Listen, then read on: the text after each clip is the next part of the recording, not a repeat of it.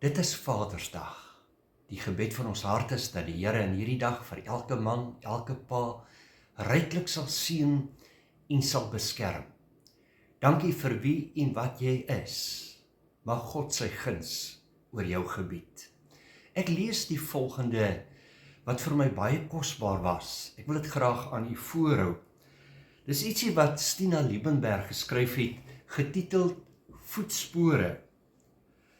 Dit lees as volg: Wanneer God ons lewensdraadjie nou sou knip, wat se spore gaan ons nalaat? Moet nooit spore trap wat jy later wil uitwis nie. Moet nooit woorde spreek wat jy later wil terugtrek nie. Moet nooit dade doen wat jy in elk geval nooit weer ongedaan kan maak nie. Lewe dan Godvreesend, trap spore van geregtigheid, spreek woorde van lewe, doen aan ander soos ons hemelse Vader aan ons doen, sodat hulle dan sal kan sê, dit was 'n man na God se hart. Hierdie skrywe spreek tot jou en tot my.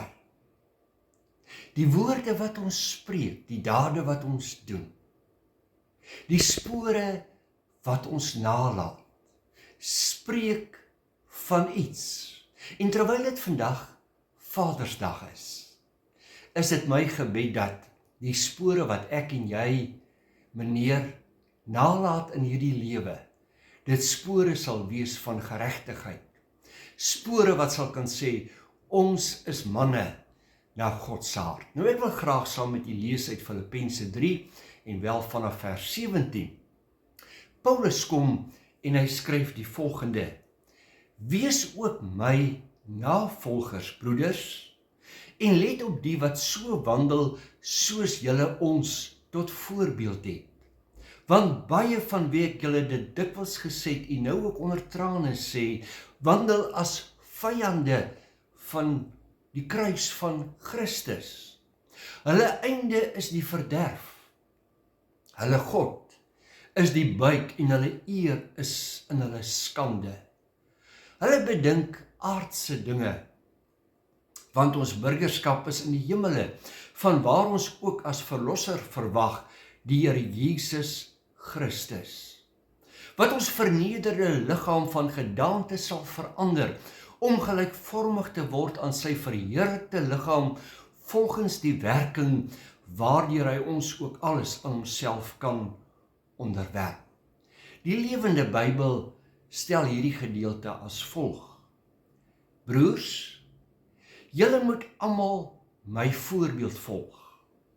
As ek nie self daar is nie, is daar ander wat lewe soos ek vir hulle gewys het. Let op na hulle gedrag. Ek het al meermale vir julle gesê, en ek sê dit nou weer met trane, daar is baie wat hulle so gedra, dat hulle alles beveg wat Christus vir ons verkry het, toe hy op die kruis gesterf het. Hulle is op pad na hulle ondergang toe, want hulle eie begeertes het hulle afgod geword. Hulle spog eintlik oor die skandelike dinge wat hulle gedoen het. En al wat hulle in gedagte het, is die dinge hier op aarde. Maar ons is nie so nie. Ons vaderland is die hemel. Dit is waar ons redder, die Here Jesus Christus, nou is, en ons wag dat hy moet terugkom na ons toe. Dan sal hy hierdie arme swak liggame van ons verander en nuut maak. Nou ek wil dan graag my boodskap titel vanoggend: Kyk na my. Kyk na my. Daar word die verhaal vertel van 'n jong seun wat aan sy oupa gevra het: Oupa, hoe leef ek vir Christus? Toe het oupa geantwoord: Hou my dop, kyk na my. Toe op oupa se sterfbed het oupa aan hierdie jong man gevra: Het jy my dopgehou? Hierdie jong seun wat nou 'n jong man was, het met trane geantwoord, ek het oupa. Ek weet nou hoe om die Here te dien. Nou Paulus het aan die gemeente in Filippe voorgehou dat die kind van God onder die verpligting staan om die Here te dien met volle oorgawe. Paulus maak hierdie verklaring. Hy sê ek leef nie meer nie, maar Christus leef in my. Ek wil dan vir jou vra, meneer, pa, watter voorbeeld laat jy na? Watter voorbeeld stel jy in die dag waarin jy lewe? Kan jou kinders en jou vrou na jou kyk? Kan jy met vrymoedigheid vir hulle sê, hou my dop, kyk na my? Watter voorbeeld stel jy vandag? Paulus stel homself as 'n voorbeeld, nie vir die wêreld nie, maar vir die gemeente. Sy begeerte is dat hulle dieselfde toewyding en ywer vir die Here sal hê as hy. Hy maak nie daarop aanspraak dat hy 'n perfekte lewe sonder foute leef nie, maar dat hy streef om die Here te behaag. Hy is nie arrogant nie, maar wel vol vertroue dat sy voorbeeld 'n verskil sal maak. Meneer, sal jou voorbeeld wat jy stel vir jou kinders, vir jou vrou, daar waar jy jouself bevind, sal dit 'n verskil maak? Sal jou kinders eendag kan sê, ek wil die Here dien, soos wat my pa die Here gedien het. Ek wil praat soos wat my pa gepraat het. Ek wil liefde aan ander gee, soos wat my pa se voorbeeld was. Meneer, die spore wat jy trap, hoe lyk dit? Wil jy dit uitwis? Of staan daar die spore en dra dit 'n getuienis dat jy 'n man na God se hart is? Jy sien, wanneer Paulus sê, wees navolgers van Christus soos wat ek is, dan stel dit vir jou en vir my tot 'n groot uitdaging. Watter voorbeeld van karakter en toewyding stel ek en jy in ons verhouding met die Here? Kan ander jou verhouding met die Here volg? Laat ons enigiets van waarde agter. Paulus stelde dan ook dat daar ag geslaan moet word aan ander in die gemeente wat ook getrou is aan die Here. En dit is vir my kosbaar. Paulus sê nie net kyk na my nie. Hy sê ook daar is ook ander waarna jy kan kyk, waarop jy kan agslaan, wie se voorbeeld jy kan volg. Gee aandag aan die voorbeeld wat hulle stel. Kyk na hulle lewe, kyk na hulle getrouheid, kyk na hulle toewyding. Weereens wil ek hierdie vraag vra, meneer, kan ek daarby voeg, mevrou, kan ander na jou lewe kyk, na jou toewyding kyk, na jou getrouheid kyk, en kan sê, hierdie is 'n man, hierdie is 'n vrou van God. Hulle wandel in sy weë. Hulle openbaar God se liefde en genade. Hulle dra die vrug van die Gees. Maar dan kom Paulus en hy maan die gemeente tot waaksaamheid. Hy sê vir hulle, daar is diegene wat hulle afvallig wil maak van die evangelie. Ek wil dit aan jou stel vanmôre, daar is mense, selfs in die kerk, wat jou wil afvallig maak. Dit is mense wat binne die kerk sit, en die vlees wil bevredig in plaas van die Gees. Dit is baie duidelik waarheen die sondige menslike geaardheid of die vlees die mens wil lei. Hy wil die mens lei na onseerlikheid, slegte begeertes, haat, rusies, verdeeldheid, afguns, dronkenskap en dergelike dinge. Met ander woorde, dit kom by 'n punt waar die ware geloof in Christus Jesus afgewater word. Getrouheid is nie meer ter sprake nie, lojaliteit is nie meer ter sprake nie. Ek wil die Here dien volgens my maatstaf en nie volgens die maatstaf van die woord nie. Die woord van die Here sê vir ons die volgende: maar as dit die Heilige Gees is wat ons lewe oorheers, bewerk hy die goeie dinge in ons soos die vrugte wat aan 'n boom gedra word.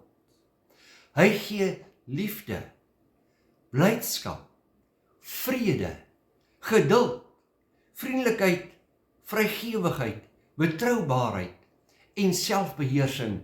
Galasiërs 5 vers 22 uit die Lewende Bybel. Hoe lyk die vrug wat jy dra? Die voorbeeld wat jy stel? Kan jy met vrymoedigheid sê, hou my dop, kyk na my? 'n Mens wat aan Christus behoort, het die sondige menslike natuur met al sy drange en begeertes teen die kruis vasgespijker om daar te sterf. Weereens Paulus sê, ek leef nie meer nie, maar Christus leef in my. Daardie sondige natuur, daardie begeertes, kan ek met vrymoedigheid sê, is saam met Jesus Christus vasgespijker. Hierdie skuldbrief, wat ons laat skuldig staan voor God, is vasgespijker. Jesus Christus het daarmee gedeel. Maar vriend, is dit nie dalk so dat u en ek hierdie brief van die kruis wil gaan afhaal en dan daarvolgens opnuut wil lewe nie?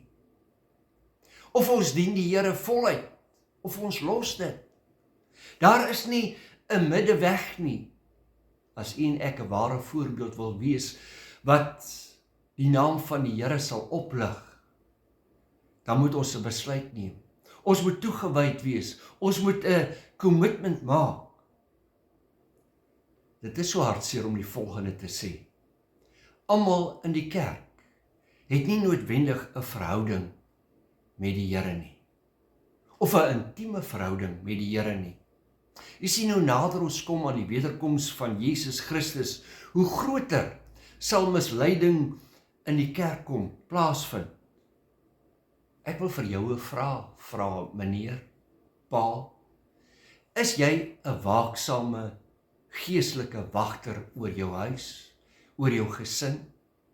Die voorbeeld wat jy stel, jou gebedslewe, jou omgang met die woord, met die Here Jesus Christus, die manier hoe jy optree teenoor ander, hoe jy van die kerk praat, van jou predikant praat, van jou vrou praat, van jou kinders praat. Wat is die boodskap wat jy nalaat? Sien, Paulus kom en hy wys die gemeente daarop dat daar hoop is in Christus Jesus. Hy sê aan hulle, daar is 'n hemelse burgerskap. En as sulks, as burger van die hemel, as iemand wat in 'n verhouding staan met Jesus Christus, moet ons vir mekaar sê, ons is in hierdie wêreld, maar nie van hierdie wêreld nie. Ek het 'n eindbestemming, 'n bestemming waar ek vir ewig saam met die Here sal wees.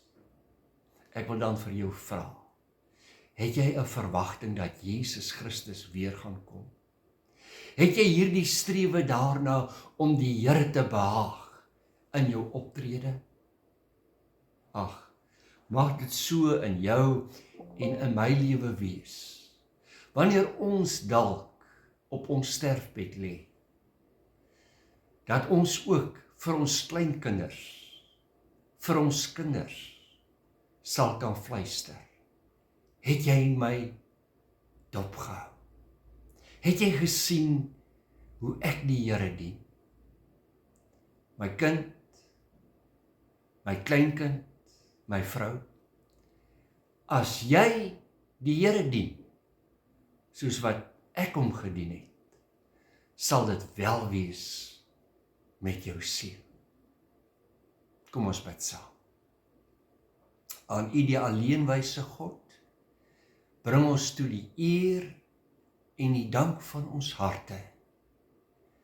Mag dit wees, dat wanneer ons lewensdraad hier op aarde geknip word, daar spore van geregtigheid sal wees, spore van liefde, van genade, wat ons sal nalat, wat ander sal kan volg, en hierdie spore lei na U. 'n liefdevolle Vader, 'n genadige Vader, wat omgee en wat belangstel, wat voorsien en onderneem. Ja, Here, mag ons lewens 'n welaangename geur voor U aangesig wees. Ek wil aanbid vir elke pa vandag, elke man. Here, dat U hulle sal styf vashou. Ek wil bid vir goddelike wysheid. Ek wil bid vir insig. En mag U teenwoordigheid, U vrede en U guns altyd deel van ons lewens wees. Bid ek in Jesus naam. Amen. Vrede vir jou. Jy moet mooi loop. That's me born again, part of the family, whose love knows no end, for Jesus has saved us and made us His own.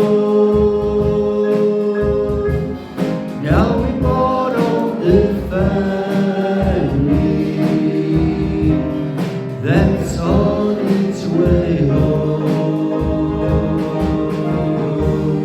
We part of the family that's been born again. Part of the family whose love knows no end. For Jesus has saved us and made us His own. Now we're part of the family.